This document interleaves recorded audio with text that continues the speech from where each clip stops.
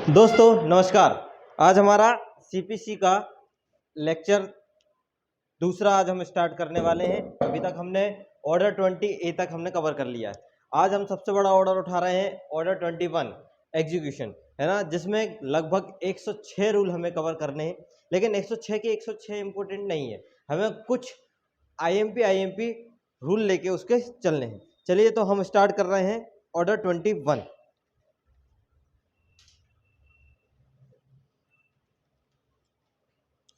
Order 21 में जो part है तो आप पार्ट बाई पार्ट के हिसाब से देखना है ना। जैसे कि डिग्री के अधीन संदाय, पहला चीज अगर बोला गया है किसके बारे में, डिग्री के अधीन पेमेंट अंडर डिग्री मोड। देखो इसको करते हैं कवर। ऑर्डर 21 में टोटल अगर मैं रूल बोलूं तो टोटल रूल कितने हैं, 106 हैं। अगर इसके पार्ट में बांटूं तो पहले पार्ट में क्या है आपका, डिग्री के अधीन संदाय के बारे में, payment under degree, payment under degree, payment under degree, है ना। दूसरा इसका जो पार्ट बन रहा है वो क्या बन रहा है, court execution decrease,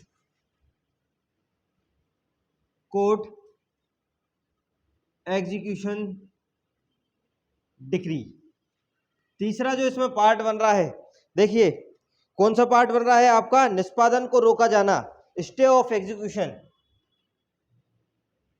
stay of execution, निष्पादन का रोका जाना। चौथा जो पार्ट बन रहा है इसमें वो बन रहा है मोड ऑफ एग्जीक्यूशन, रीति, मोड ऑफ एग्जीक्यूशन।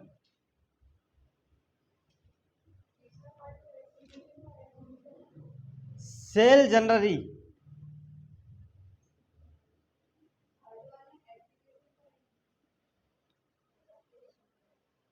थर्ड वाला क्या है, process of execution, application for execution. अच्छा ये बीच में अभी छूट गए हैं, ठीक है लिख लो। अभी तो स्टे जनरली, और क्या है, एप्लीकेशन ऑफ,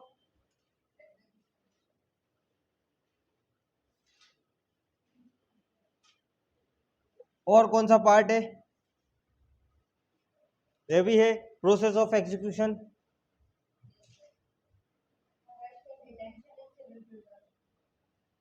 कौन सा,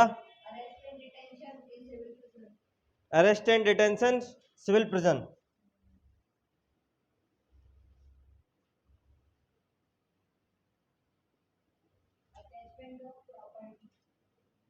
ठीक है, attachment of, attachment of property, ठीक है। और कोई बच रहा है,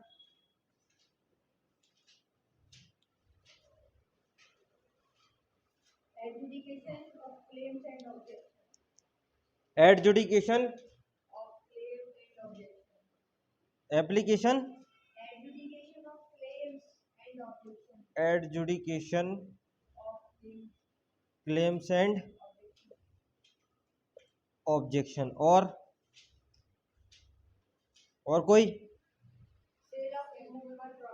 यही बच रहा है अकेला, है ना, सेल ऑफ इमूवेबल प्रॉपर्टी, ठीक है। यही है पूरे पार्ट लगभग, है ना, यही है, आपको कवर करना है यही वाला है। चलो जरा इनके सेक्शन लिख लो, आईपी जो हमें आज कवर करना है। जैसे कि आप पहले पार्ट पे देखिए, पहले पार्ट पे क्या है, जैसे कि आपको लिखना है डिग्री के अधीन संदाय के बारे में, तो रूल लिखिए 1, रूल 1 लिखिए इसमें अकेला, रूल 1, इसमें सिर्फ रूल 1 कवर करना है। कौन सा 1, रूल 1 अकेला क्या करना है, इसमें कवर करना है, ठीक है। डिक्री निष्पादन के वाले न्यायालय के बारे में, इसमें रूल 2 और रूल 3 और रूल 6 इसमें कवर करना है, सिर्फ और सिर्फ रूल 3 और रूल 6, ठीक है।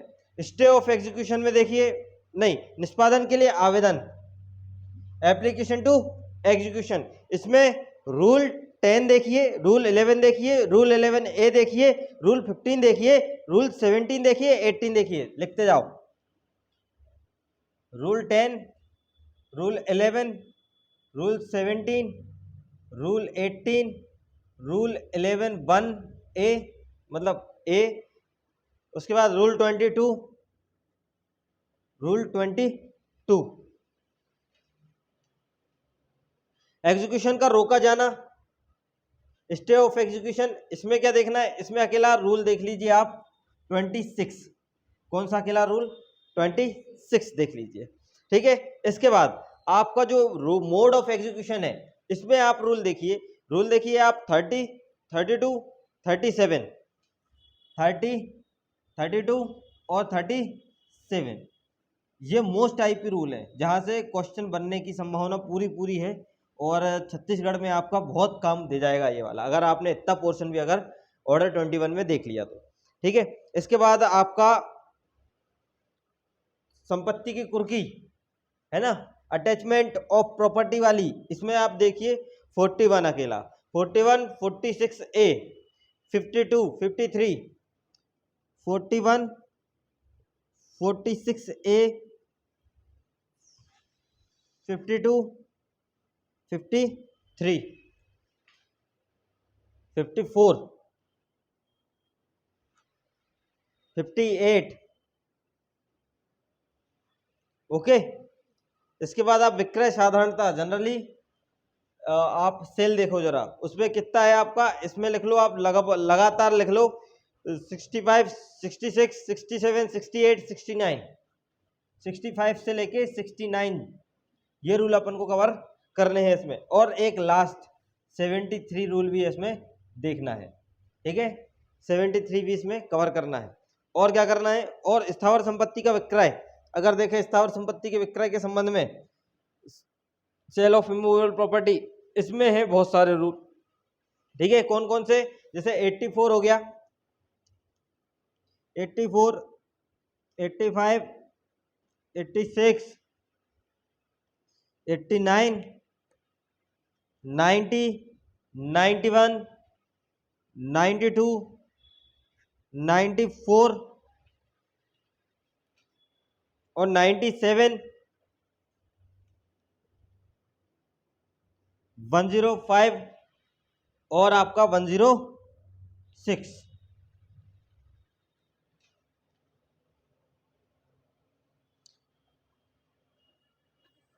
इसमें आपका रूल 58 है अकेला, 58, ठीक है। यहाँ पे, यहाँ वाले एडजुडिकेशन क्लेम ऑब्जेक्शन पे।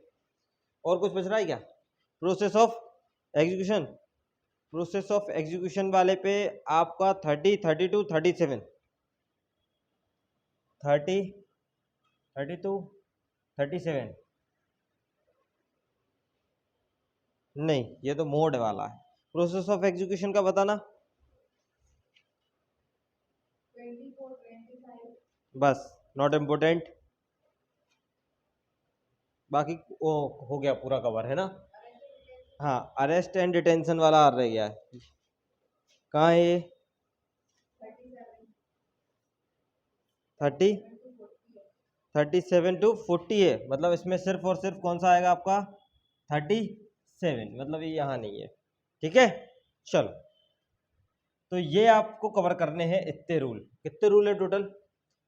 1, 2, 3, 4, 5, 6, 7, 8, 9, 10, 11, 12, 13, 14, 15, 16, 17, 18, 19, 20, 21, 22, 23, 24, 25, 26, 27, 28, 29, 30, 31, लगभग 32 रूल पढ़ने हैं जो कि काम करेंगे आपके प्री में, और 100% काम करेंगे, और यहीं से आपके क्वेश्चन बन सकते हैं। बाकी तो अगर आप पढ़ना चाहो तो पूरा पढ़ सकते हो, ठीक है, क्योंकि ये रैपिड फायर है और रैपिड फायर को रैपिड के हिसाब से ही देखना है, ठीक है। चलो, तो ऑर्डर 21 में हम कितने रूल कवर करने वाले हैं? लगभग 32, 33 रूल हम कवर करने वाले हैं। चलिए, अब ज़्यादा समय ना लेते हुए अब स्टार्ट ही कर देते हैं सीधा। देखिए, रूल वन क्या बोल रहा है? डिक्री के अधीन धन के संदाय की रीतियां, क्या बता रहा है? डिक्री के अधीन अगर कोई धन के संदाय की रीतियों के बारे में ये बात करता है, और क्या बात करता है धन के संदाय की रीतियों के बारे में, कि क्या करना है भैया, आपको धन का संदाय करना है न्यायालय में जमा करके। कैसे करके? न्यायालय में जमा करके, मनी ऑर्डर से या बैंक के माध्यम से। क्या करना है आपको? 3 चीजें करनी। रूल 1 में आपका डिक्री का संदाय, डिक्री का संदाय, ठीक है, डिक्री का संदाय। धन की रीतियां कैसे होंगी, कैसे जमा करोगे? काय में जमा करना है? पहली चीज तो आपको कोर्ट में जमा करना है। कैसे करोगे? मनी ऑर्डर से करोगे या बैंक के माध्यम से करोगे? ठीक है, बैंक के माध्यम से या मनी ऑर्डर से या न्यायालय में जमा करके। अच्छा, ये एक क्वेश्चन आता है कि ऑर्डर 21 पे लिमिटेशन एक्ट लागू होता है क्या, लिमिटेशन पीरियड लागू होता है क्या? लिख लो, लिमिटेशन लागू होता है इस पे, है ना। किस पे? ऑर्डर 21 पे आपका लिमिटेशन एप्लीकेबल है।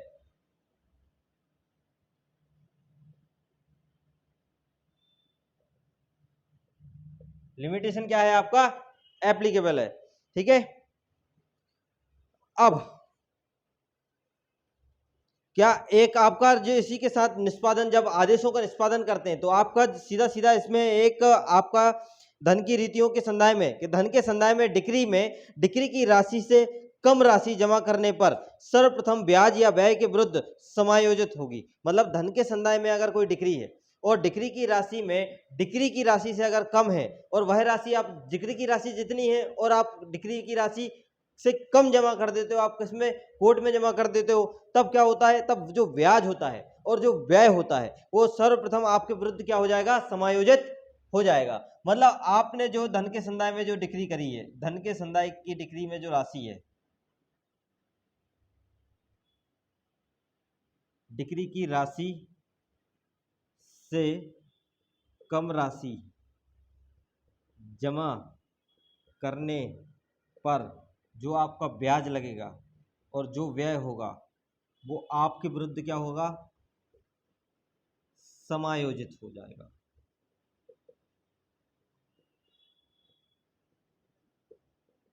समायोजित हो जाएगा, ये वाली चीजें यहां से देखनी है, ठीक है। चलिए, ये आपका रूल 1 हो गया। रूल 2 पे आ जाइए। अच्छा, इसमें लिख लो जरा, एक पॉइंट थोड़ा सा जानने लायक है। रूल 106 खोलना जरा। रूल 106 क्या बोला? एक पक्षीय आदेशों को पारित आदेश आदि का अपास्त किया जाना 30 दिन के भीतर भीतर किया जाएगा, लेकिन निर्णीत निर्णय की एग्जीक्यूशन एप्लीकेशन फाइल नहीं कर सकता।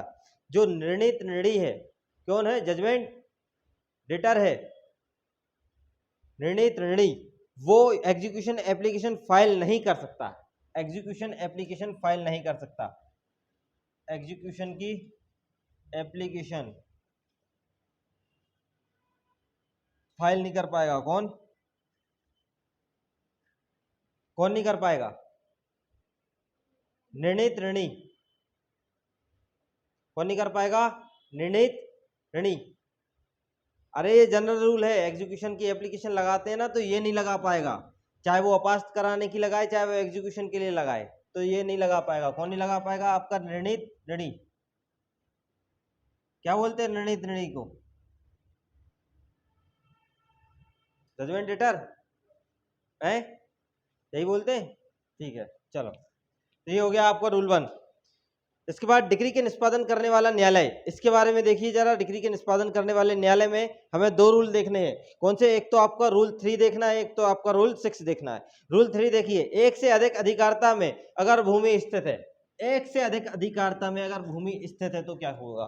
ठीक है, एक से अधिक अधिकारता में भूमि स्थित है, तब पूरी संपदा को ऐसे न्यायालय में से कोई एक न्यायालय विक्रय कर सकता है। मतलब पूरी संपदा, मान के चलो ये प्रॉपर्टी है, अब ये प्रॉपर्टी है, ये क्या करती है? एक से अधिक अधिकारता में आती है ये प्रॉपर्टी, ठीक है। तो कोई भी न्यायालय में से कोई एक क्या कर सकेगा? उसका सेल कर सकेगा। तो ये वाली है, तो कोई भी न्यायालय में से कोई एक भी कोर्ट उसका क्या कर सकेगा? सेल कर सकेगा। तो ये क्या है? आपका निष्पादन करने वाला न्यायालय है। कौन है? आपका निष्पादन करने वाला न्यायालय है, ठीक है। आ जाइए आप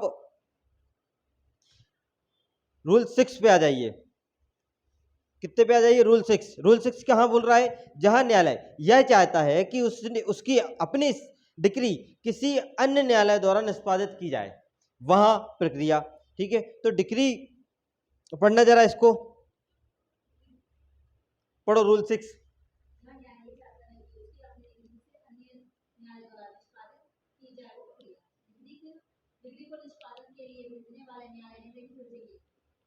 प्रक्रिया क्या है? प्रक्रिया सीधी सीधी एक ही चीज है। तो रूल 6 में आपकी बताइए प्रोसीजर, प्रक्रिया बताइए कि अगर डिक्री का निष्पादन के लिए किसी अन्य न्यायालय को क्या करना है? निष्पादन के लिए भेजना है, तो हमें क्या करना पड़ेगा? डिक्री की कॉपी, डिक्री की कॉपी, वो भी सर्टिफाइड। कैसी? सर्टिफाइड, प्रमाणित करके हम किसको भेजेंगे? अन्य न्यायालय को भेजेंगे। तो ये वाली क्या है? हमारी प्रक्रिया है, और ये आपसे प्री में आ सकता है, ठीक है। ठीक है, तो रूल 3 में हमने क्या देखा? रूल 3 में देखा कि हमने एक लैंड जो है, एक प्रॉपर्टी है, वो कई अधिकारता में आ रही है, तो भैया कई अधिकार में से कोई एक भी कोर्ट उसको क्या कर सकता है? सेल कर सकता है। रूल 6 में हमने क्या देखा? रूल 6 में अगर कोई न्यायालय चाहता है कि अपनी डिग्री का कोई अदर कोर्ट द्वारा एग्जीक्यूशन करा जाए, तो फिर भैया आपको डिग्री की कॉपी भेजनी पड़ेगी, वो सर्टिफाइड करके आपको भेजना पड़ेगा, तब जाके वो क्या कर पाएगा? एग्जीक्यूशन कर पाएगा। ये वाली चीज आपको ध्यान देनी है।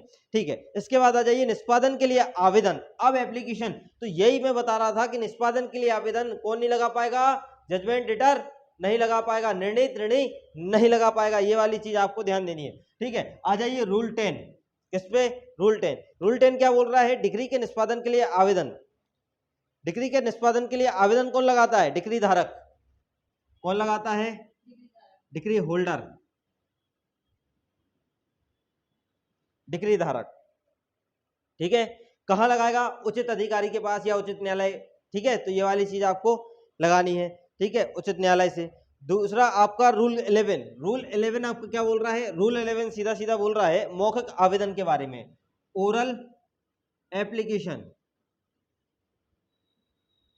ओरल एप्लीकेशन के बारे में आपको कौन बात कर रहा है? आपका रूल 11 बात कर रहा है। तो ओरल एप्लीकेशन कैसे लगती है? जहां डिग्री धन के संदाय की है, वहां निर्णित ऋणी न्यायालय की परिसीमा में है, तो अधिकार तो डिग्रीदार के मौखिक आवेदन पर गिरफ्तारी वारंट जारी कर सकता है। यही यहाँ पे थोड़ा सा इंपोर्टेंट है, मतलब मौखिक अगर आवेदन लगा दिया है और मौखिक आवेदन का गिरफ्तारी वारंट क्या कर सकता है? वो जारी कर सकता है। ये सीधा सीधा लिख लो। कैसा लिख लो? कि जहां, पहली चीज तो ये, ओरल एप्लीकेशन कब लगेगी? जहां डिग्री कैसी है? धन के संदाय की है। डिग्री कैसी होनी चाहिए? पहली कंडीशन, डिग्री होनी चाहिए धन के संदाय की, धन के संदाय की। अगर डिग्री धन के संदाय की है और निर्णित ऋणी उस न्यायालय की अधिकारता में है, क्या है? दूसरा चीज, जो निर्णित ऋणी है वो न्यायालय की क्या है? जुरिस्डिक्शन में है। ठीक है, तीसरी चीज क्या निकल के आ रही है? तीसरी चीज कि डिग्रीदार के अगर मौखिक आवेदन, तो फिर क्या होगा? डिग्रीदार जो है वो क्या करेगा? ओरल एप्लीकेशन देगा,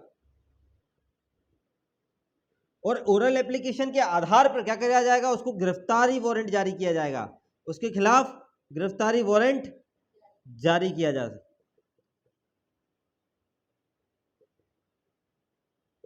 क्लियर? और लिखित आवेदन कौन देता है? आपका डिग्रीदार देता है। ठीक है, ये ओरल आवेदन पर गिरफ्तारी वारंट जारी कर सकता है। ये वाला यहां से थोड़ा सा समझने वाला है कि ओरल आवेदन लगाया है तो क्या होगा प्रोसीजर? भैया गिरफ्तारी वारंट जारी हो जाएगा जजमेंट डेटर के खिलाफ। ओके, अब यही जजमेंट डेटर फाइल कर सकता है क्या एग्जीक्यूशन के लिए आवेदन? कहीं लिखा है ऐसा? कुछ नहीं लिखा ना, तो ये आपका प्री निकल सकता है यहां से। ठीक है, 11A पे आ जाइए। 11A, 11A क्या बोल रहा है? गिरफ्तारी के लिए आवेदन के आधार पर आधारों का कथित किया जाना। अब जैसे कि बोलते हैं गिरफ्तारी के लिए आपको कथित करना है आधार। गिरफ्तारी के आधार कहाँ दिए गए हैं आपके? 11A में। कहाँ दिए हैं आपके? 11A में गिरफ्तारी के आधार, कि आपको गिरफ्तारी के आधार कथित करना है। कौन करेगा गिरफ्तारी के आधार कथित? बताओ। डेटर के होल्डर? मैं डिग्रीदार के डिग्री डिग्री होल्डर ना? हाँ, तो डिग्रीदार आवेदन करता है, आधार का कथन करेगा। तो डिग्रीदार जब भी आवेदन करता है, डिग्री होल्डर जब भी आवेदन करेगा, ठीक है, तो निर्णित ऋणी की गिरफ्तारी के लिए शपथ पत्र लगाना है। आवेदन के साथ यहाँ पे क्या लगाना है आपको? एफिडेविट। और एफिडेविट में आपके क्या रहेंगे? ग्राउंड रहेंगे। क्या रहेंगे आपके? ग्राउंड रहेंगे। तो आपको क्या लगाना है? एफिडेविट लगाना है आवेदन के साथ। किसकी गिरफ्तारी के लिए? आपको निर्णित ऋणी की गिरफ्तारी के लिए। चलिए रूल 15 पे आ जाइए। रूल 15 क्या बोलता है? Application for execution bye joint degree holder, के संयुक्त डिग्रीदार द्वारा निष्पादन के लिए आवेदन। संयुक्त डिग्रीदार द्वारा निष्पादन के लिए आवेदन। अगर जनरल क्वेश्चन ही पूछा जाए कि संयुक्त डिग्रीदार है तो उसके निष्पादन के लिए आवेदन कहां लगता है? तो ऑर्डर 21 रूल 50 में लगता है आपका। चलिए रूल 16 देखिए जरा। रूल 16 क्या बोल रहा है? देखो जरा। डिग्री के अंतरित द्वारा निष्पादन के लिए आवेदन। डिग्री के अंतरित द्वारा निष्पादन के लिए आवेदन, यदि अंतरित निर्णित ऋणी है, यदि अंतरित क्या है? ऋणित ऋणी है तो निष्पादन नहीं होगा भैया, सीधी सीधी बात। यदि अंतरिति क्या है, ऋणित ऋणी है तो निष्पादन नहीं होगा। यदि डिक्रीदार है तो सुनवाई के पश्चात निष्पादन होगा। यही वाली चीज आपकी बताई गई है। क्या बताई गई है? यही वाली चीज आपकी बताई गई है। डिक्री 2 से अधिक पर्सन के बीच संयुक्त तो होती है, ये वाली चीज आपको पता है ना। 2 से अधिक पर्सन है तो वो कैसी होगी? संयुक्त तो होगी। अच्छा, डिक्री के अंतरिति द्वारा निष्पादन के लिए आवेदन, क्लियर बात है। रूल 16 है ना, डिक्री की अंतरिति द्वारा एग्जीक्यूशन के लिए क्या लगा रहे हैं हम? एप्लीकेशन लगा रहे हैं। दो चीजें यहां से देखने मिल रही है। पहली चीज आपका एक तो डिक्रीदार देखने मिलता है और दूसरी चीज आपका कौन सा मिलता है? निर्णित ऋणी आपको देखने मिलता है। ये बोल रहा है अगर अंतरिति ट्रांसफरी कौन है? निर्णित ऋणी है तो फिर निष्पादन के लिए वो एप्लीकेशन तो लगा ही नहीं सकता, तो मतलब इसका तो कोई वजूद ही नहीं है। और अगर डिक्रीदार अगर आपका अंतरिति है तो ये क्या करेंगे? इसको पहले हियरिंग अपॉर्चुनिटी देंगे, सुनवाई के पश्चात, हियर एंड आफ्टर। पहले होगी इसकी सुनवाई और सुनवाई के पश्चात क्या होगा? फिर डिक्री का एग्जीक्यूशन होगा सुनवाई के पश्चात। ठीक है, तो ये वाली चीज यहाँ से थोड़ा सा ध्यान देने वाली बात है। चलो आ जाइए 17 पे। 17 क्या बोल रहा है? डिक्री के निष्पादन के लिए आवेदन प्राप्त होने की प्रक्रिया। डिक्री के निष्पादन पे आवेदन प्राप्त होने की प्रक्रिया। अब देखो इसके साथ हमें क्या पढ़ना है, इसकी आवश्यकता होती है हमें ऑर्डर 21 के रूल 11 से लेके रूल 14 की आवश्यकता पूरी ना होने पर यह आवेदन कैसा हो जाएगा? आपका रिजेक्ट हो जाएगा। अब ऑर्डर 14 से लेके 11 से लेके 14 तक आप देख लीजिए, जहां कौन कौन से आवेदन बताए। उनने बोला ओरल वाला, उनने बोला लिखित वाला, उनने बोला गिरफ्तारी के लिए आवेदन पे आधार कथित करना है, उनने बोला जंगम संपत्ति की कुर्की के लिए आवेदन करना है जो कि निर्णित ऋणी के कब्जे में नहीं है, उनने बोला स्थावर संपत्ति की कुछ विशिष्टियों पे अंतर्विष्ट होना है। 14वां क्या बोल रहा है? कलेक्टर के रजिस्टर द्वारा प्रमाणित होने पर कुछ दशाओं में अपेक्षित करने की शक्ति। अगर ये जो आवश्यकता है, जो जो ये मांग रहे हैं और ये पूरी नहीं हो पाती है तो क्या करेंगे? तो भैया ये आवेदन क्या हो जाएगा? रिजेक्ट हो जाएगा। ये इसकी प्रक्रिया है। आवेदन कैसे हो जाएगा भाई साहब? रिजेक्ट हो जाएगा। तो डिक्री के निष्पादन के लिए आवेदन प्राप्त होने पर प्रक्रिया, ये आपका रूल 17 बोल रहा है कि अगर निष्पादन पर अगर क्या हो गया? आपको आवेदन प्राप्त हो गया। क्या प्राप्त हो गया? एप्लीकेशन आपको प्राप्त हो गई। तो ये बोल रहा है कि रूल 11 से लेके रूल 14 में जो आवश्यक तत्व दिए गए हैं, जो आवश्यकता है, अगर वो कंप्लाइंस नहीं कर पाए आप, है ना, इस एप्लीकेशन में, क्योंकि एप्लीकेशन क्या हो गई? हमें प्राप्त हो गई, तो हम क्या करेंगे? अगर ये वाली चीज अगर आपकी फुलफिल नहीं है तो हम वो एप्लीकेशन क्या कर देंगे? आपकी सीधी सीधी बात है, रिजेक्ट कर देंगे। एप्लीकेशन क्या कर देंगे? हम रिजेक्ट कर देंगे। क्या कर देंगे? हम सीधी सीधी एप्लीकेशन रिजेक्ट कर देंगे।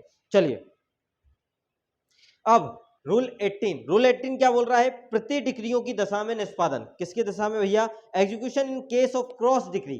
क्रॉस डिग्री का अगर प्रोविजन पूछा जाए, स्टार लगा लेना इस पे, क्योंकि ये प्री में बन सकता है आपका। क्रॉस डिग्री लिखा है सीधी सीधी, आपका क्या लिखा है? क्रॉस डिक्रीज, है ना। तो प्रति डिग्रियों की निष्पादन दशा में निष्पादन, जैसे कि देखो एक डिग्री होल्डर की दूसरे जजमेंट डेटर की। क्रॉस डिग्री क्या होती है? एक डिग्री होल्डर की और दूसरी जजमेंट डेटर की। मतलब इसके बाजू में लिख लो मुजरा। क्या लिख लो? मुजरा, सेट ऑफ, है ना। तो वो ही हो गया कि ये आपका जो 18 है ये क्रॉस डिग्री की बात करता है। क्रॉस डिग्रीज मतलब एक आपकी किसकी होगी? जजमेंट डेटर की होगी और एक आपकी किसकी होगी? आपके डिग्री दार की होगी। ठीक है, क्लियर? ओके, तो ये यहां पे सेट ऑफ भी लिख लेना एग्जाम्पल के तौर पे।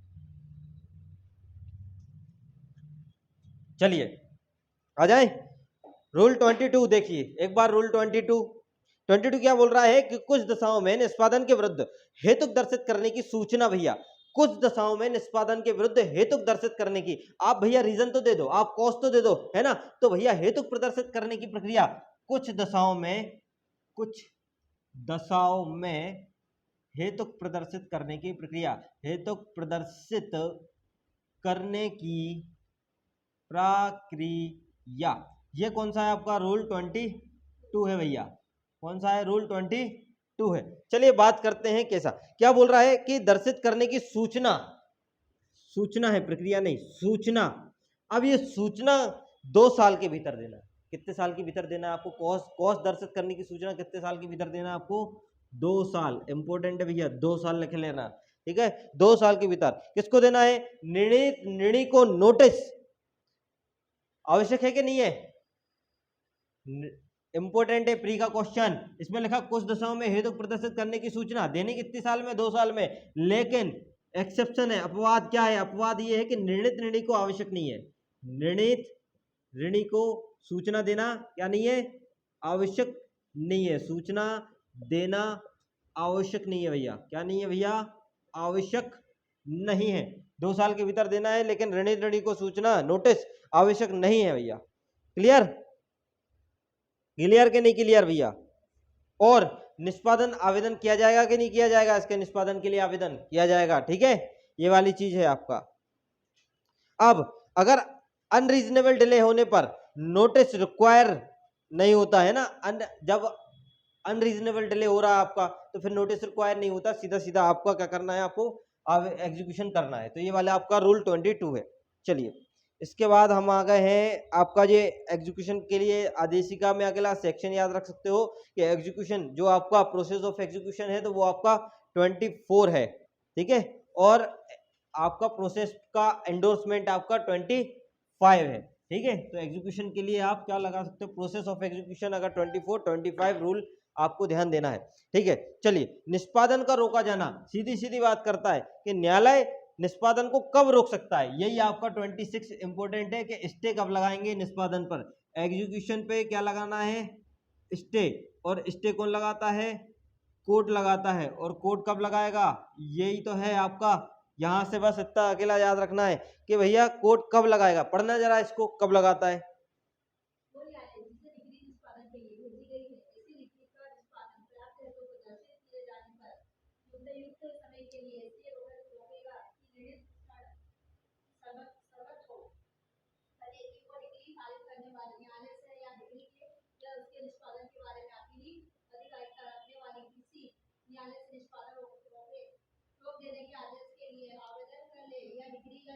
मतलब ये क्या बोल रहा है?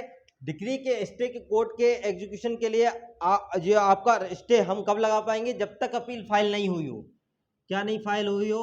अपील ना हुई हो, हम तब तक आप लगा सकते हो स्टे एग्जीक्यूशन से। अन्यथा अपील अगर फाइल हो गई है तो आप स्टे नहीं लगा पाओगे। ये यहाँ पे थोड़ी सी समझने वाली बात थी। अब मोड ऑफ एग्जीक्यूशन पे आ जाइए आपका, जहां पे हमें पढ़ना है रूल 30। क्या पढ़ना है मोड ऑफ एग्जीक्यूशन पे? मोड ऑफ एग्जीक्यूशन पे हमें क्या पढ़ना है? रूल 30। चलो आ जाओ, रूल 30। रूल 30 क्या बोल रहा है? धन के संदाय की डिक्री, और हम पहले वाले में पढ़ के आए डिक्री के अधीन धन के संदाय की रीतियां, उसमें रूल 1 में। लेकिन वहां पे क्या पढ़ा? यहाँ पे क्या आ रहा है? धन के संदाय की डिक्री है, रीतियां वीतियां नहीं है। ठीक है, तो क्या लिखा है? धन के संदाय की डिक्री। धन के संदाय की डिक्री में निर्णीत ऋणी की संपत्ति की कुर्की और विक्रय द्वारा, निर्णीत ऋणी की संपत्ति की कुर्की और विक्रय द्वारा हम धन के संदाय की डिक्री का क्या करेंगे? एग्जीक्यूशन करेंगे। ठीक है, ये मोड है कि अगर धन के संदाय की कोई डिक्री है तो हम निर्णीत ऋणी की प्रॉपर्टी को सेल करके, निर्णीत ऋणी की प्रॉपर्टी को अटैच करके, है ना। और दूसरा क्या लिखा है कि अगर सिविल कारागार से निर्देश द्वारा है तो उस समय पर होगा। ठीक है, मतलब आपका तो सिर्फ इतना ही याद रखना है इसमें, चाहे संपत्ति कैसी हो, मूवेबल हो चाहे इमूवेबल। इसमें एक लिखा है कि अगर धन के संदाय की डिक्री है, किसके संदाय की डिक्री है? धन के संदाय की डिक्री है, और आपको उसका एग्जीक्यूशन कराना है तो क्या मोड होगा? तो आप एक काम करिए, जो जजमेंट डेटर है, जजमेंट डेटर की जो प्रॉपर्टी है, अब वो प्रॉपर्टी चाहे आपकी इमूवेबल हो चाहे वो आपकी मूवेबल हो, इन दोनों की क्या करना है? आपको अटैचमेंट करना है, या सेल करने के साथ आप क्या कर सकते हो? उसका एग्जीक्यूशन करवा सकते हो। और सिविल कारागार में निर्देश द्वारा आप जितना भी समय होगा उसके हिसाब से भी आप कर सकते हो। ठीक है, चलिए आ जाइए 32।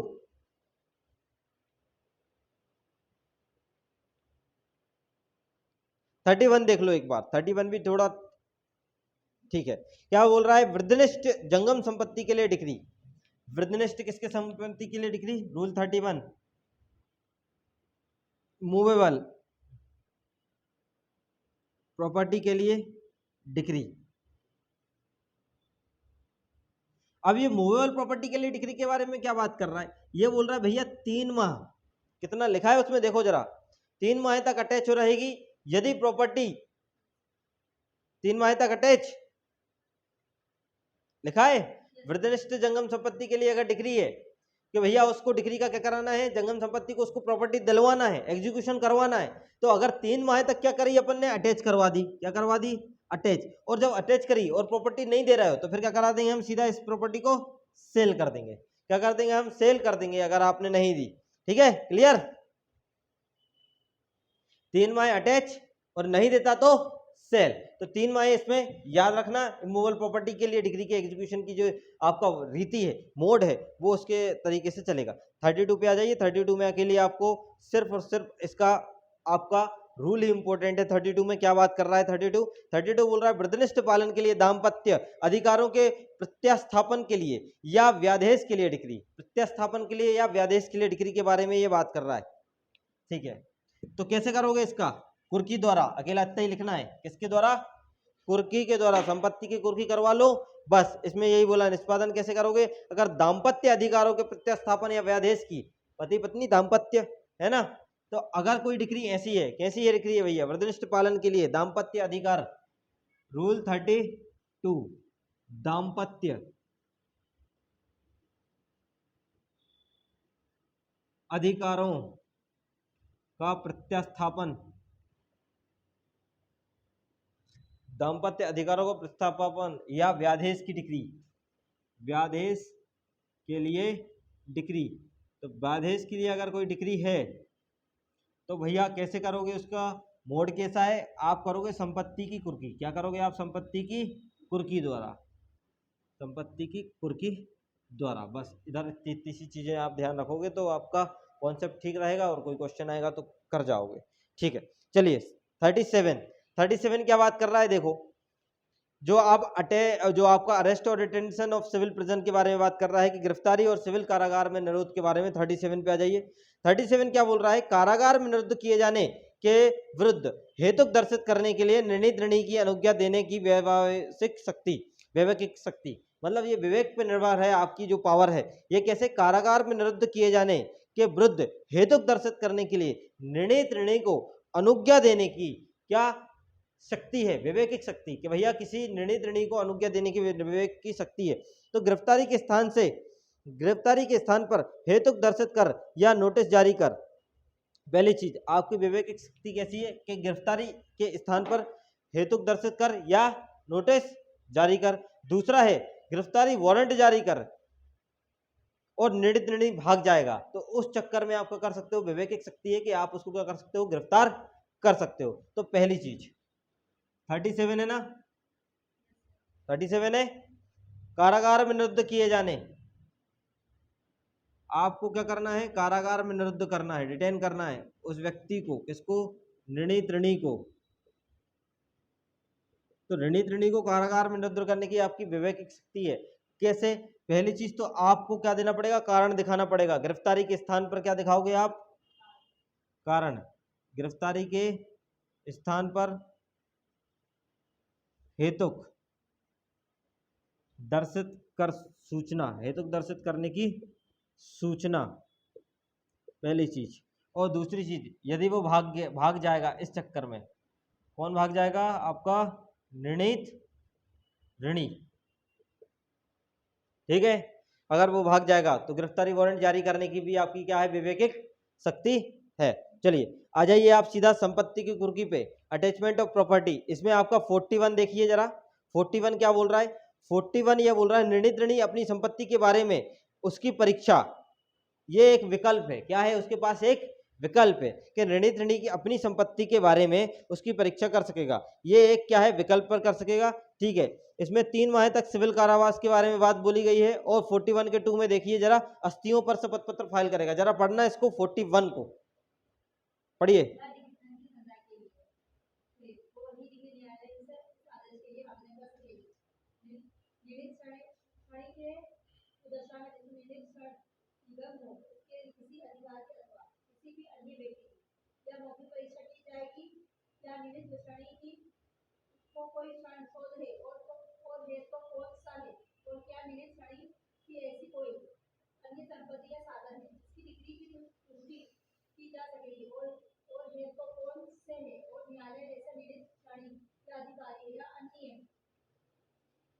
व्यक्ति की हाजिरी और उसकी परीक्षा के लिए और किन्हीं वहीयों या दस्तावेजों के पेश किए जाने के लिए आदेश कर सकेगा।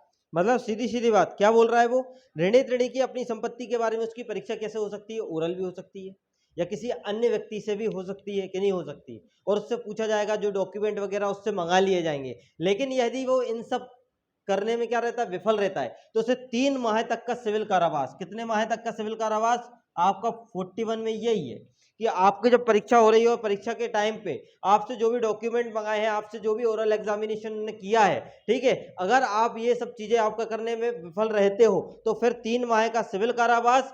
और 41 का 2 पढ़ना जरा, उसमें लिखा क्या है 41 का 2।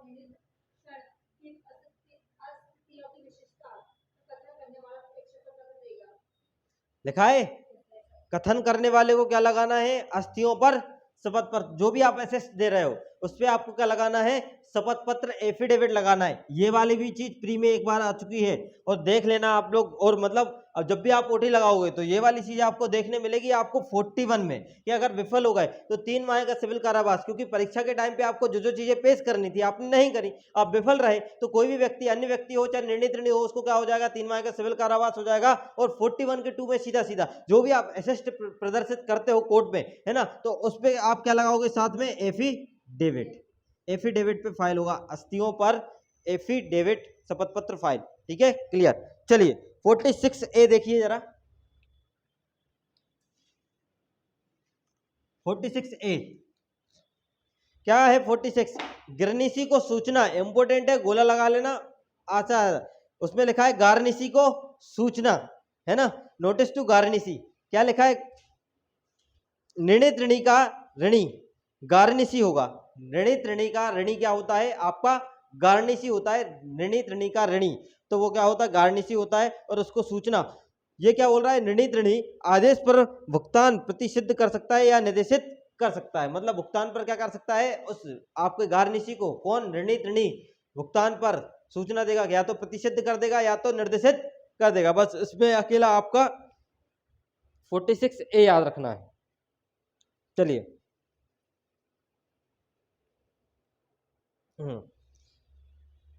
46I देखना जरा, उसमें लिखा पराक्रम में लिखितों का लागू होना। मतलब आपको पराक्रम में लिखितों पर लागू होगा। ठीक है, कौन सा, संपत्ति की कुर्की, पराक्रम में लिखितों का लागू होना। बस आपका ये 46I देख लेना यहाँ पे। चलिए 52 पे आ जाइए। 52 न्यायालय या लोक अधिकारी की अभिरक्षा में की गई संपत्ति की कुर्की। रूल 52 न्यायालय या लोक अधिकारी की, न्यायालय या लोक अधिकारी की अभिरक्षा में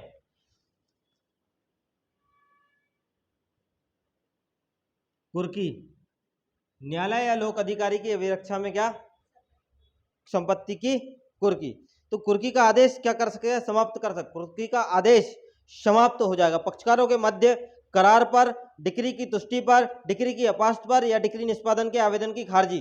तीनों चीजें आप लगा लेना। कुर्की का आदेश समाप्त होता है कब, ये इसमें इंपोर्टेंट है। कुर्की का आदेश समाप्त होता है किस मामले में, देखो जरा जरा क्या लिखा है, पक्षकार के मध्य करार पर। अगर पक्षकारों ने आपस में सेटलमेंट हो गया है, करार वगैरह है, तो पक्षकारों के मध्य करार पर। दूसरी चीज, कुर्की और कब समाप्त हुई, डिक्री की तुष्टि पर, डिक्री की तुष्टि पर।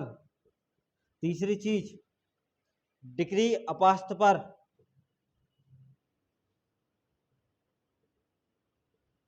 और चौथी चीज, डिक्री निष्पादन के आवेदन की खारिजी पर, आवेदन की खारिजी पर। ठीक है, डिक्री निष्पादन के आवेदन की खारिजी पर। ठीक है, क्लियर। चलिए, और मृत्यु पर होगी क्या, मृत्यु पर होगी क्या?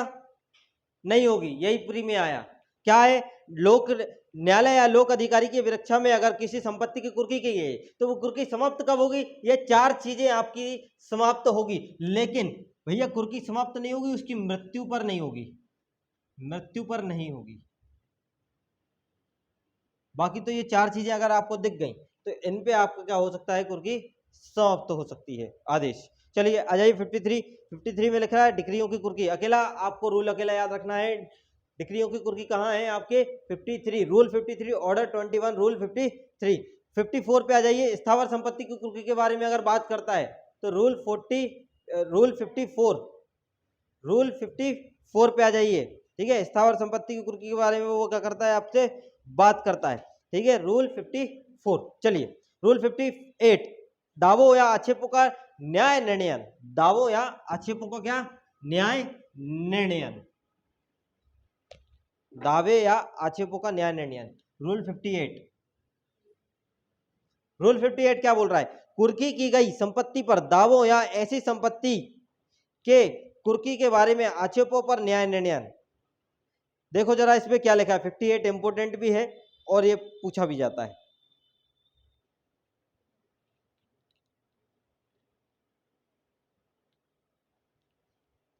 कुर्की की गई संपत्ति पर दावों और ऐसी संपत्ति की कुर्की के बारे में आक्षेपों पर न्याय निर्णयन।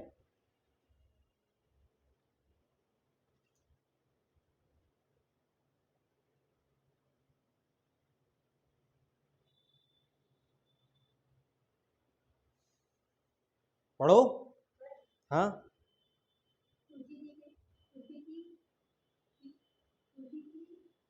संपत्ति पर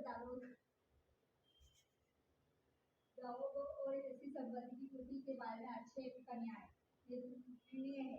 जहाँ डिग्री के निष्पादन में कुर्की की गई इस संपत्ति पर कोई दावा या उसकी कुर्की के बारे में कोई आक्षेप इस आधार पर किया जाता है कि ऐसी संपत्ति ऐसे कुर्की किए जाने के दायित्व के अधीन नहीं है, वहाँ न्यायालय ऐसे दावे या आक्षेप का। ठीक है, पहली लाइन अंडरलाइन कर लो। क्या लिखा, आप दावा कब कर पाओगे, जब कर पाओगे जब टाइटल के आधार पर दावा कर सकते हो, जब वो लाइबल नहीं है। क्या नहीं है, वो लाइबल नहीं है, तब आप टाइटल के आधार पर दावा कर सकते हो। पहली लाइन आपकी यही है आपकी 58 में कि आप लाइबल मतलब लाइबल नहीं है तो आप टाइटल के आधार पर क्या कर सकते हो, टाइटल के आधार पर दावा कर सकते हो। दूसरी, हाँ,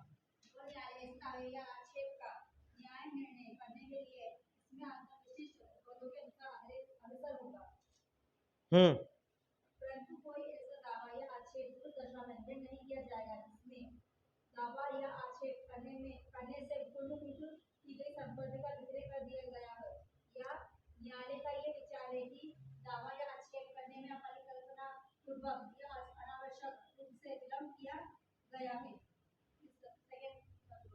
इस नियम के अधीन कार्यवाही के पक्षकारों के बीच या उनके प्रतिनिधि के बीच पैदा होने वाली तथा दावे या आक्षेप से न्याय निर्णय से संगत सभी प्रश्न जिनके अंतर्गत की गई संपत्ति में अधिकार हक या हित से संबंधित प्रश्न भी है, दावे या आक्षेप के संबंध में कार्यवाही करने वाले न्यायालय द्वारा अवधारित किए जाएंगे, ताकि पटकवाद द्वारा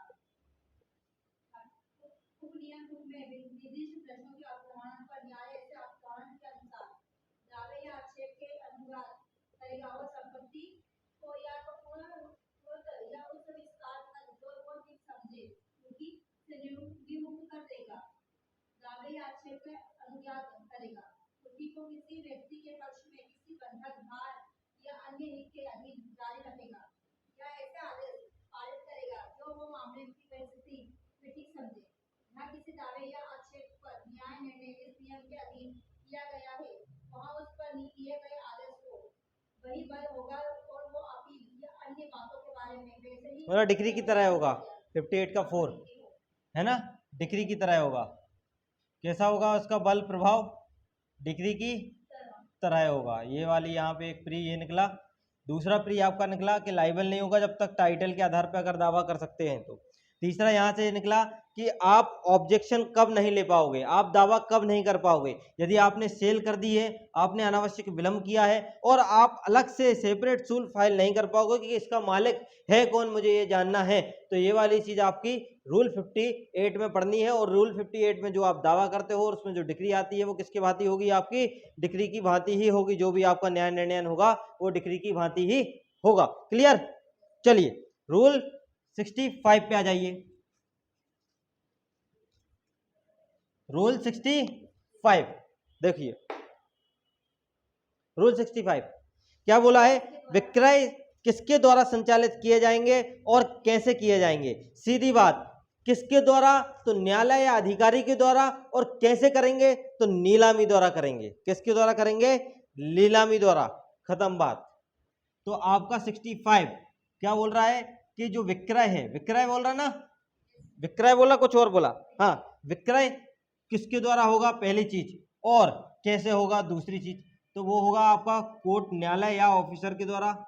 और दूसरी चीज कैसे होगा, तो नीलामी द्वारा होगा। नीलामी क्या बोलते हो आप लोग, एक्शन, ऑक्शन, ऑक्शन, नीलामी, ऑक्शन, ठीक है, उसके द्वारा होगा। ठीक है, चलो आगे बढ़ते हैं।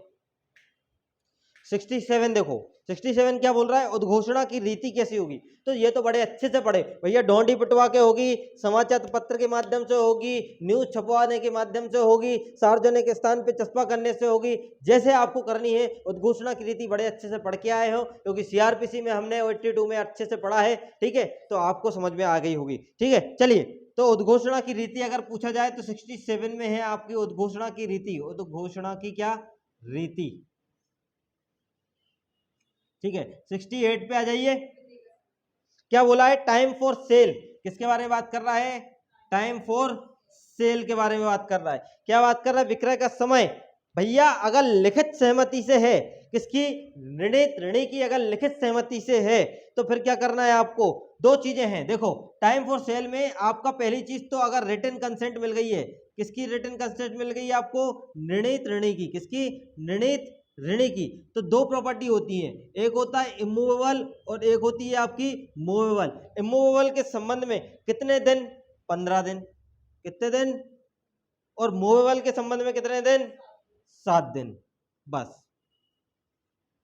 ये टाइम फॉर सेल है, ये क्या है आपका टाइम फॉर सेल। 69 देख लीजिए, इंपोर्टेंट भी लगा लीजिए कि विक्रय का स्थगन का रोका जाना, कि अगर कोई सेल हो रही है प्रॉपर्टी तो आप क्या लगा सकते हो, एडजमेंट लगा दोगे। तो भैया जानकारी अगर प्राप्त नहीं थी तो 30 दिन का क्या लगेगा, फिर स्थगन लगेगा। अगर जानकारी प्राप्त नहीं है तो कितने दिन का स्थगन लग सकता है, 30 दिन का। कितने दिन का, ठीक है। और 71 में अकेला आप रूल पढ़ लो, हेडिंग अकेली पढ़ लो 71, जानकारी प्राप्त नहीं थी तो रोक लेंगे। 69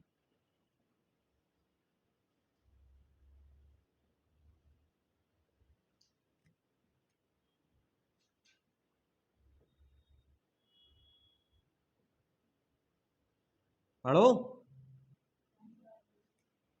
क्या लिखा है, व्यतिक्रम करने वाले क्रेता पुनर्विक्रय में हुई हानि का उत्तरदायी होगा, बस यही लिखना है। व्यतिक्रम करने वाले क्रेता जो है वो पुनर्विक्रय के लिए क्या होंगे, उत्तरदायी होंगे।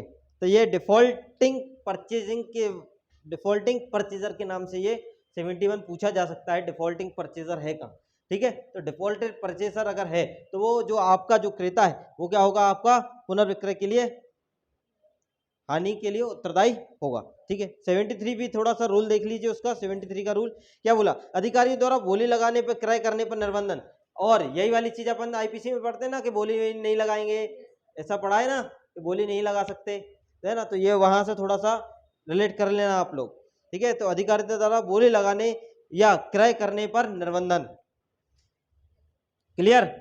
अधिकारी द्वारा बोली लगाने क्रय करने पर निर्बंधन आपका कौन सा है, 73, रूल 73 में है। चलिए आ जाइए, स्थावर संपत्ति के विक्रय के बारे में अब बात कर लेते हैं।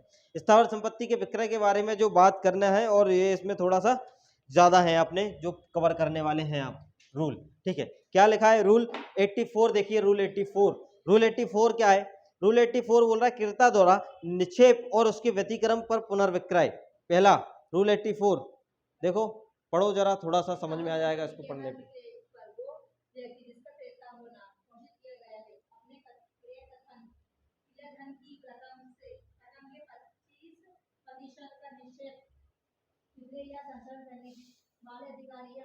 बस बस बस बस बस, क्रेता द्वारा निक्षेप या उसके व्यतिक्रम पर पुनर्विक्रय। क्या बोल रहा है कि अगर आप पुनर्विक्रय करोगे तो आपको 25% तो तुम्हारे तुरंत जमा करना पड़ेंगे, डिफॉल्ट पे 25% तुरंत जमा करना पड़ेंगे, ठीक है। और तुरंत जमा करने के बाद करोगे तो आप फिर क्या कर सकते हो, रीसेल कर सकते हो। बस 25% वाली बात यहाँ पे इंपॉर्टेंट है कि आपको क्रेता द्वारा निक्षेप या उसके व्यतिक्रम पर पुनर्विक्रय। तो निक्षेप कितना करना है आपको, तुरंत के तुरंत 25% आपको क्या करना है, निक्षेप करना है। और उसके बाद अगर निक्षेप कर दोगे तो डिफॉल्ट आगे करोगे, आप क्या कर दोगे, रीसेल, ठीक है। ये वाली बात आपको ध्यान देना है। तो 84 आपका इंपोर्टेंट है। चलिए 85, हाँ, समय 15 दिन, बस। क्रय धन के पूरे संदाय के लिए समय कितना है, क्रय धन के पूरे संदाय के लिए समय आपको मिलेगा सीधा सीधा 15 दिन। चलिए 86, संदाय में अगर व्यतिक्रम, देखो अभी निक्षेप के लिए आप कितना जमा कर रहे थे 25%, तो संदाय के व्यतिक्रम के लिए भी प्रक्रिया कितना है, इसमें बोल रहा है कि 25% किसको मिलेगा, सरकार को मिलेगा। किसको मिलेगा भैया, 25% सरकार को मिलेगा। और न्यायालय फिर क्या करेगा, रीसेल करने का क्या दे सकता है, आदेश देगा। तो ये वाली चीज आपको याद रखनी है। देखिए अभी हमने 84 में पढ़ा दो चीजें, एक तो आपका डिपॉजिट पढ़ा, निक्षेप, है ना, और हमने एक पढ़ा रीसेल। तो ये बोल रहा है कि भैया डिपॉजिट आपको कितना करना है, 25% करना है। 85 पढ़ा, 85 में टाइम बता रहा है, क्या बता रहा है कि आपको पूरा संदाय करने के लिए टाइम कितना दिया जाएगा, लगभग 15 दिन दिए जाएंगे। 86 क्या बोल रहा है, 86 सीधा सीधा बोल रहा है कि संदाय के व्यतिक्रम होने पर प्रक्रिया। अब प्रक्रिया क्या है, और प्रक्रिया जब आप क्या करते हो, डिफॉल्ट करते हो पेमेंट में, ठीक है, संदाय डिपॉजिट करने में आप क्या करते हो, डिफॉल्ट करते हो। तो ये बोल रहा है कि अगर आपने डिफॉल्ट किया है तो सरकार को सीधा सीधा कितना मिलेगा, 25% मिलेगा। और फिर कोर्ट आदेश देगा और क्या कर देगा भैया, सेल कर देगा। क्या कर देगा, सेल कर देगा। चलिए 89 पे आ जाइए डायरेक्ट। क्या बोला, 89 बोल रहा है कि निक्षेप करने पर विक्रय को अपास्त करने के लिए आवेदन कौन करेगा। देखो बस यही है कि अगर रूल 89 जानना है तो उसके अंदर का जानना बहुत जरूरी है। क्या बोला, निक्षेप करने पर विक्रय को अपास्त करना, जो आपने निक्षेप किया है और निक्षेप करने पर विक्रय को अपास्त करेंगे। अब तो क्या करेंगे, विक्रय को अपास्त करेंगे। तो अपास्त करने पर प्रक्रिया, प्रक्रिया है ना, तो कौन लिखा है बीच में, क्या अपास्त करने पर प्रक्रिया के लिए आवेदन लिखा है, आवेदन। तो देखो आवेदन कौन करेगा, यही तो है क्वेश्चन। और हु कौन करेगा भैया, देखो मॉर्गेजी कौन करेगा, मॉर्गेजी, मॉर्गेजी करेगा। दूसरा उत्तरभोगी करेगा। तीसरा कौन सा करेगा, तीसरा आपका सहभागीदार करेगा, सहभागीदार करेगा। और चौथा कौन करेगा, लेनदार करेगा। देखो पहला मॉर्गेजी करेगा, दूसरा आपका सहभागीदार करेगा, तीसरा आपका लेनदार करेगा और चौथा आपका उत्तर भोगी करेगा। तो ये वाली चीज आपको ध्यान देनी है। और क्रेता के हित में कितना जाएगा इसमें, अगर किसी ने प्रॉपर्टी खरीद ली थी तो क्रेता के हित में कितना जाएगा, क्योंकि अपास्त कर दिया तो 5% जाएगा। क्रेता को कितना मिलेगा, 5%। क्रेता को मिलने वाला है यहाँ पे 5%, और सरकार को कितना मिलता है, 25%। तो ये वाली चीजें यहाँ से थोड़ा सा ध्यान रखना। अच्छा, पहला अधिकार किसका होगा, मैंडेटरी है ये, प्राप्त करने का अधिकार क्रेता को 5% देना ही है। ये क्या है आपका, मैंडेटरी है। चलो 90 भी इंपॉर्टेंट है, बहुत बहुत इंपॉर्टेंट है। स्टार स्टार लगा लेना इन सब सेक्शन पे जो मैं बता रहा हूं, ठीक है, स्टार। क्या लिखा है, 90, विक्रय को अनियमितता या कपट के आधार पर अपास्त कराने के लिए आवेदन। विक्रय को अनियमितता या कपट के आधार पर, विक्रय को अनियमितता या कपट के आधार पर क्या कराना है, अपास्त कराने के लिए, कपट के आधार पर अपास्त कराने के लिए आवेदन कौन लगाता है। बस ये उसके बाजू में लिख लो आप, विक्रय को कपट, कपट या अनियमितता इनके आधार पर अपास्त कराने के लिए आवेदन लगा रहे हो तो कौन लगा रहा है, डिक्रीदार और क्रेता। कौन लगा रहा है, डिक्रीदार और क्रेता, ये दोनों लगा रहे हैं, डिक्रीदार और क्रेता, ठीक है। चलिए 91 देखिए जरा, 91 क्या बोल रहा है, विक्रय का इस आधार पर अपास्त कराने के लिए क्रेता द्वारा आवेदन, किसके द्वारा, विक्रय का इस आधार पर लगाना है कि कौन आवेदन लगा रहा, क्रेता, क्रेता द्वारा आवेदन कि निर्णीत ऋणी का कोई विक्रय हित था ही नहीं, कि निर्णीत ऋणी का कोई विक्रय हित तो था ही नहीं कि वो सेल कैसे कर पाएगा। तो क्रेता क्या कर सकता है, खुद सेटिसाइड के लिए क्या लगा सकता है, आवेदन लगा सकता है, ठीक है। और निर्णीत ऋणी को बेचना नहीं थी, तो मतलब इसमें क्रेता अकेला सेक्शन का नाम सेक्शन सॉरी आपका रूल 91 का नाम ही आपको क्या है, इंपॉर्टेंट है कि इसमें क्रेता ही आवेदन लगा रहा है, वो भी किसके लिए लगा रहा है, सेटिसाइड के लिए आवेदन लगा रहा है। क्यों, क्योंकि निर्णीत ऋणी का तो कोई उसमें हक था ही नहीं जो उसने बेच दी, ठीक है। ये वाली चीज आपको बेचना नहीं थी, मतलब निर्णीत ऋणी को, तो ये वाली चीज आपको याद रखनी है 91 में कि यहाँ पे क्रेता आवेदन लगा रहा है, क्रेता आवेदन लगा रहा है, वो भी सेटिसाइड के लिए, वो भी सेल को सेटिसाइड अपास्त कराने के लिए, क्योंकि निर्णीत ऋणी का उसमें कोई इंटरेस्ट था नहीं, इस आधार पे वो क्या लगा रहा है, आवेदन लगा रहा है। चलिए 92 पे आ जाइए। 92 क्या बोल रहा है, विक्रय कब अत्यंतिक या अपास्त हो जाएगा, तो सीधी सीधी बात, आपका रूल 89 पढ़ के आए हो, रूल 90 पढ़ के आए हो, इनकी अगर प्रोसीजर क्या हो जाए, 90 दिन 60 दिन, कितना लिखा पढ़िए जरा, कब अपास्त हो जाएगा या कब अत्यंतिक, 60 दिन के भीतर, 60 डे है ना, हाँ, तो 60 डे यहाँ पे इंपोर्टेंट लगा देना, बहुत इंपोर्टेंट है कि विक्रय कब अत्यंतिक हो जाएगा, तो 60 दिन के भीतर भीतर हो जाएगा भैया, अत्यंतिक हो जाएगा, ठीक है। और अपास्त कैसे होगा, अपास्त आपका 89 पढ़ के आए हो और आपका 90 पढ़ के आए हो, उसके अधीन क्या किया जाएगा, अपास्त किया जाएगा, ठीक है। तो ये बहुत इंपोर्टेंट है, 60 दिन, 92 भैया 60 दिन, विक्रय कब अत्यंतिक हो जाएगा, 60 दिन के, ठीक है।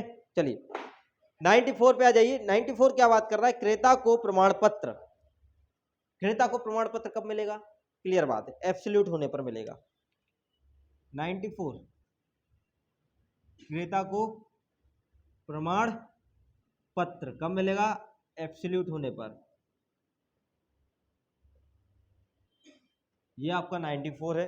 तो 92 भी समझ में आ गया है, विक्रय कब, और स्टार लगा लेना 92 पे, 60 डे वाली बात वहां पे बोली गई है।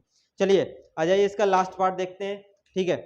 क्या लिखा है, डिक्रीदार और क्रेता को कब्जा परिदत्त कराने के लिए प्रतिरोध के बारे में ये क्या करता है, वाद करता है, क्या करता है ये भैया, वाद करता है, बात करता है।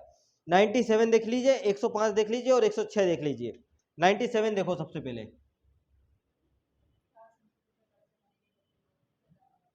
क्या है, स्थावर संपत्ति का कब्जा करने में प्रतिरोध या बाधा, देखो जल स्थावर संपत्ति की लक्ष्य दिल्ली के धारा का या दिल्ली के निष्पादन में विक्रय की गई ऐसी किसी संपत्ति के क्रेता या ऐसी संपत्ति पर कब्जा अभिप्राप्त करने में किसी व्यक्ति द्वारा प्रतिरोध किया जाता है या उसे बाधा डाली जाती है, वहाँ वो ऐसे प्रतिरोध या बाधा का परिवाद करते हुए आवेदन न्यायालय से कर सकेगा।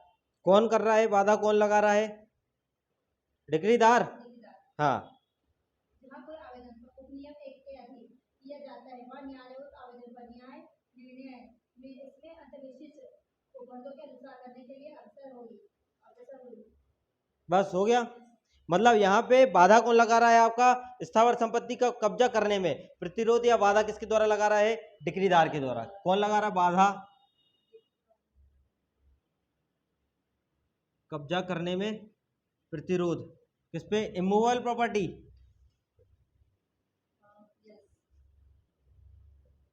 इमूवेबल प्रॉपर्टी पर। ये क्यों लगा रहा है बाधा डिक्रीदार, क्योंकि ये क्या है, सद्भाव पूर्वक काम कर रहा है, क्या है ये, सद्भावी क्रेता है, ये क्या है भैया, ये सद्भावी क्रेता है, सद्भावी क्रेता है, इसलिए ये क्या लगा रहा है, आपत्ति लगा रहा है। लेकिन अगर कोई केस पेंडिंग है तो क्या लगा सकता है क्या, नहीं, पेंडिंग केस में ये नहीं लगा पाएगा, पेंडिंग केस में ये प्रचलन में नहीं है, ठीक है।